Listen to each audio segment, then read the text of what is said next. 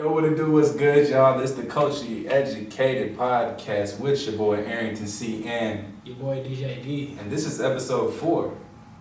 4 in a row. We consistent with it. I know some of y'all didn't believe in us, but look at us now. On episode 4. You know what I'm saying? I was counting this out, but yeah, we back with another one. Absolutely. And if you didn't know already, you can listen to us here and watch us here. But you can also take us with you wherever, the car, the gym.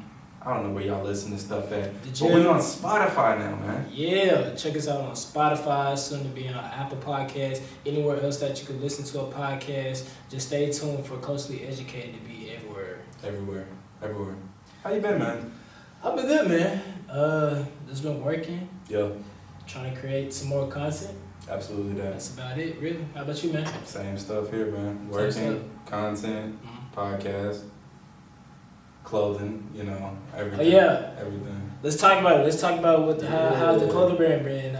Was it you went to what, a pop-up shop? What was it? Yeah. I was a little vendor at the DFW Vintage Swap. You know, much love to them people. I've been doing it for like a couple years now, man. Okay. Each show keep getting better and better. Drop some new pieces. They're available now on my website if you want to check those out. The little overstock. But if y'all are in the Dallas area, come find me in one of these events. I got March 24th.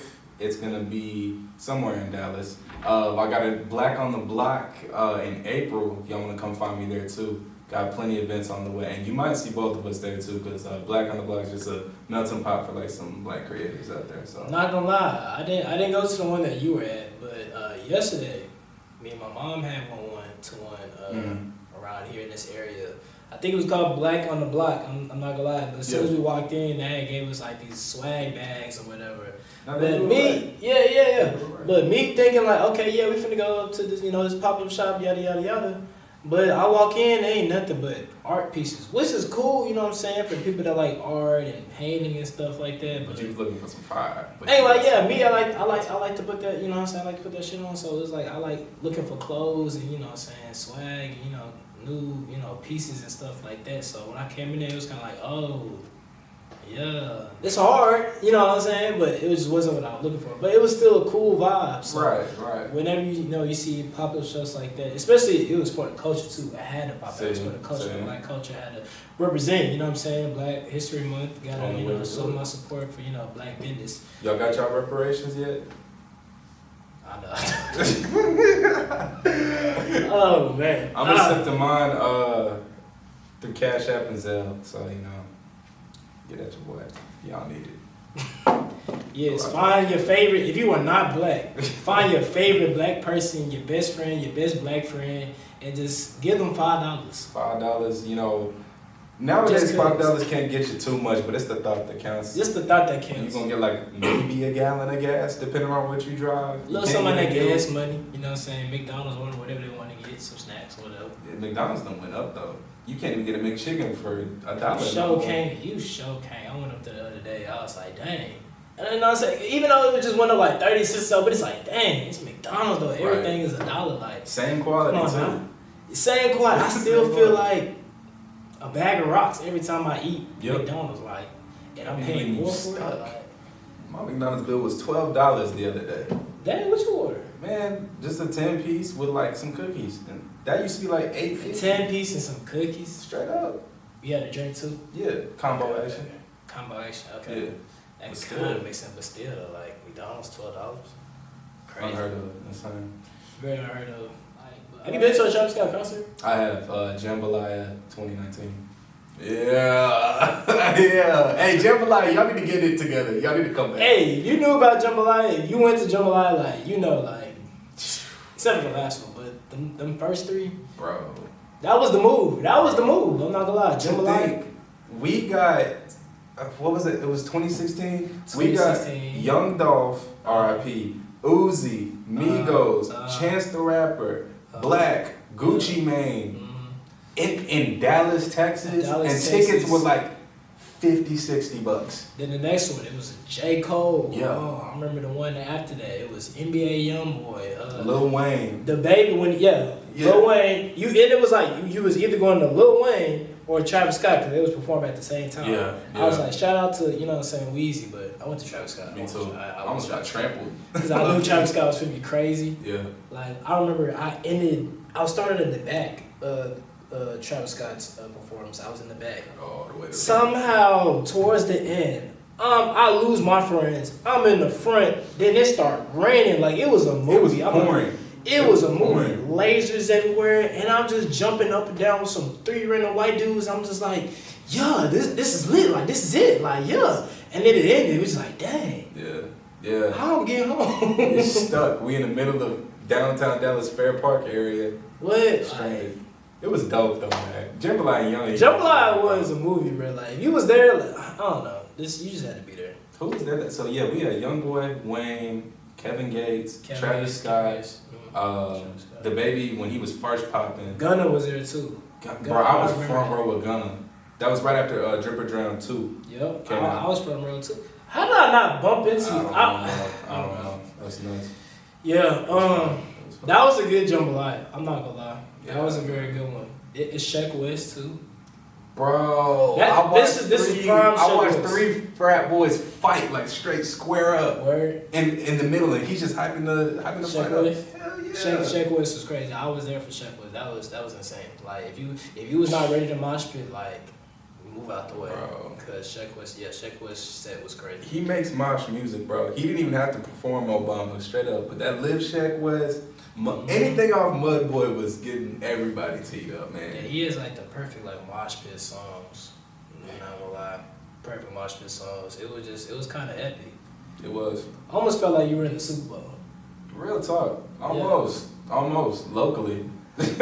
Locally.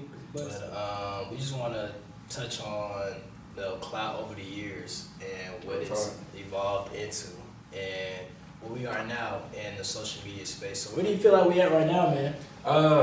I think where a new era is gonna open up because you can't really call this the Clout era no more. I don't think we're in like the internet entrepreneur wave right now, but there's a better name for it than I don't know what the name is. Maybe y'all can drop the name in the comments or something like that. But we are most definitely in a social media entrepreneur era right now because every time my whole timeline is just get ready with me, clothing brands, buy my hoodie, TikTok shop, TikTok, get on that no more. Everybody just doing their own promotion and stuff on social media, which is cool. I like to see that everybody got their own business and getting to the money and really using social media to the best of their abilities to generate some money. I will never hate on that. Like that's what I'm saying. Do you like? Shouts out to you. Yeah. So, but where do you feel like we were at before this new era of entrepreneurship?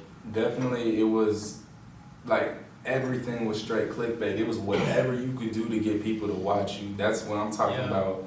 I would say that kind of died off like right when the COVID wave hit us because everybody like I know you remember when it was the rapper thing to just be doing obnoxious shit on the timeline. That's when you had Bunk. That's when you had Supreme Patty. That's when you had everybody was getting face tats. Everybody just like the most outlandish shit that you could do. People was doing it just for clout.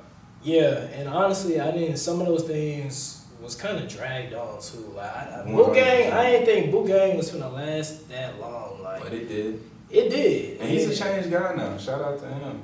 Shout out to him. Whoa, Vicky. Well, Vicky's still around though. She is, but she, I think she changes. So I don't keep up with it. But those were some of the heavy hitters at that point in time. And what was inside?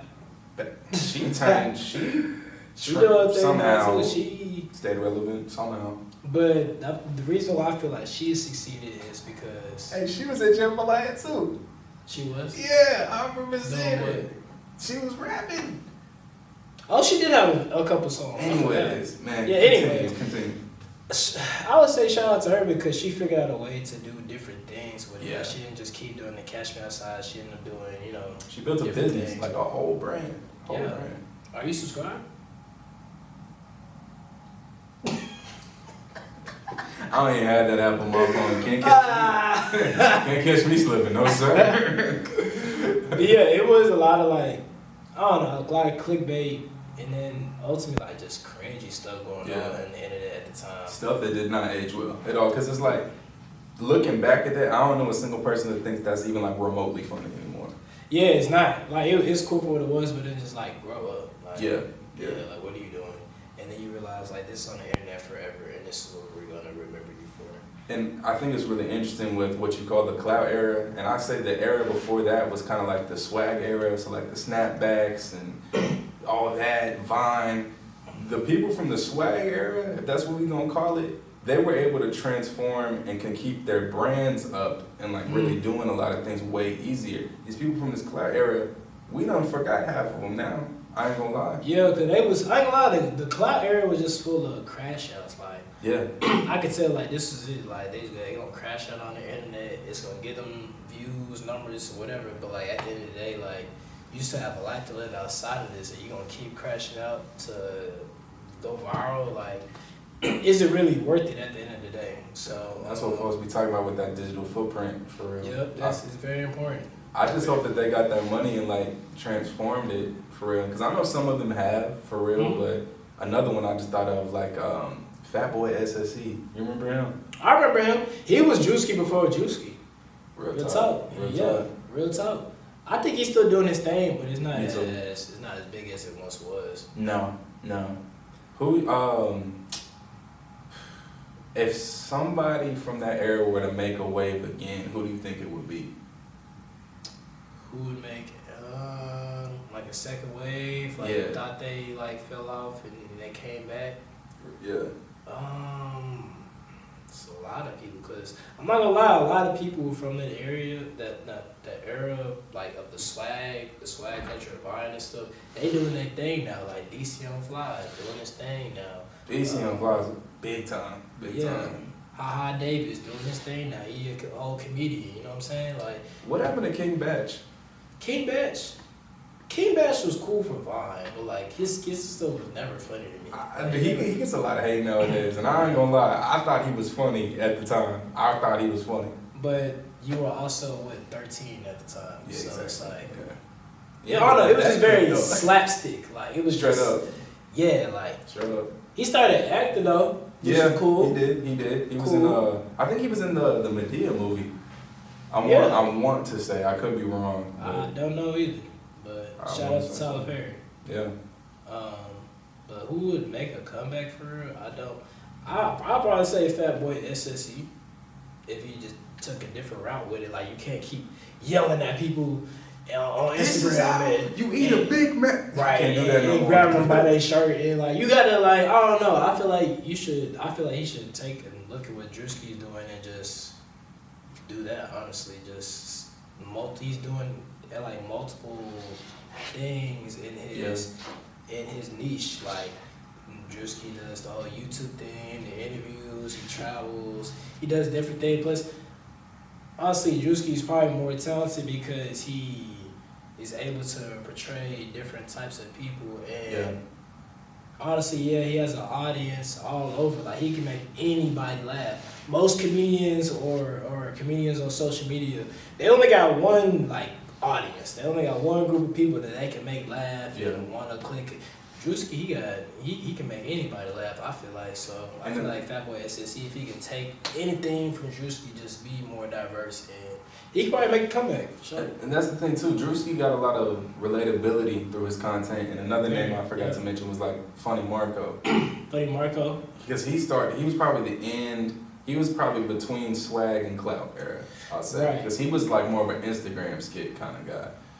I remember when I first started watching Funny Marco, when I first seen Funny Marco, he was doing those, he was just messing with people at Walmart. Yeah.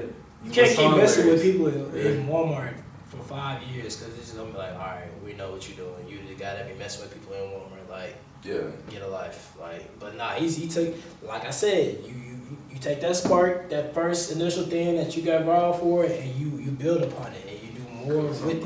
But if you just keep doing that same thing, you're gonna burn out, just like the rest from previous areas did, though.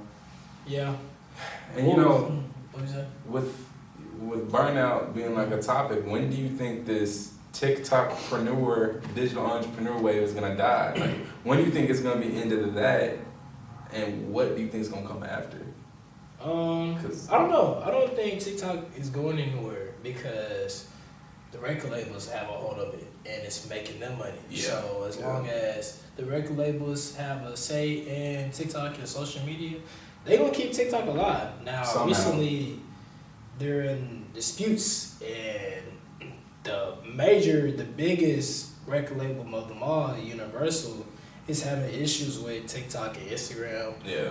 Based off, the money percentages and whatnot, so they couldn't come to an agreement. So now they're having issues with that. But ultimately, I feel like that's gonna get resolved, especially if TikTok and Instagram want to still be a major factor in all this. But I don't see TikTok going anywhere. I see TikTok staying around like a Facebook, Instagram, Twitter. I feel like TikTok is here to stay.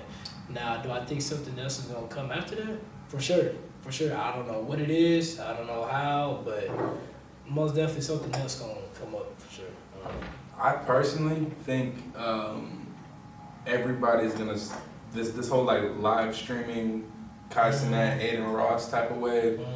A lot of people are trying to do that. I think that's gonna start to have a bigger hold. Stream. You think stream is gonna be the next big? Okay, I see that. So you think Twitch and Kick? Yeah. Okay. Yeah. I would say Twitch and Kick. Rumble too. Those three are probably gonna make a major leap in the next year or so because a lot of people are gonna start building their setups, streaming, and doing their own thing.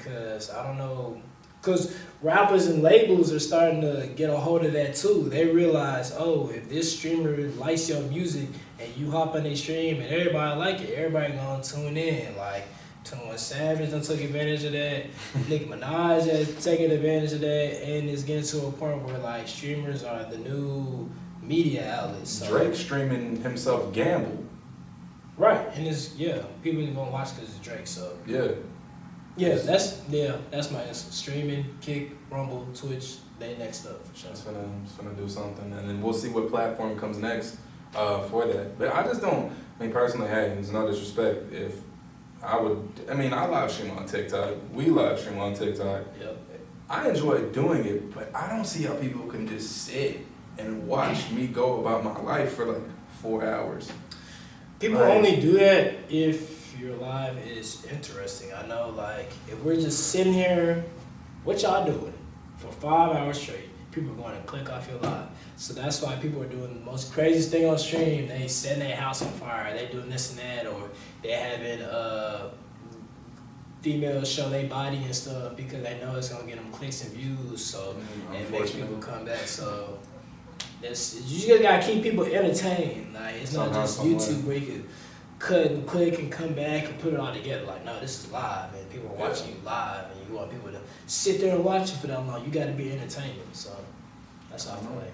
Well, with that, time will only tell. Will y'all get a culturally educated day in the life live stream, IRL? I think that's what they be calling it. I don't know. Maybe. I mean, shoot, if y'all want to watch me do a show for clothes, I'd do it.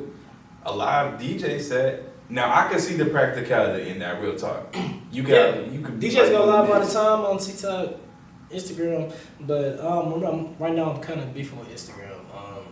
They blocked one of my videos, so it's beef right now. But we're gonna see what TikTok's talking about. Hopefully, I gotta get my followers up on TikTok. So just gotta post. Yeah, follow your boy on TikTok. Rockout_DJD. If y'all want to tap in with me on TikTok, it's ArringtonC. I post fashion content and just like lifestyle stuff like 3-4 times a week. So I'm always active on there and on IG as well under the same name. Find you where on Instagram. Follow me at Rockout_DJD on Instagram. And above all of that, make sure you tap in with the podcast, Culturally Educated, on here, TikTok, Twitter, Spotify, wherever. Same name, same faces, man. Hopefully y'all enjoyed this episode today, and we're going to see y'all very, very soon with some more heat, with some more fire for the culture, man. For sure, we out.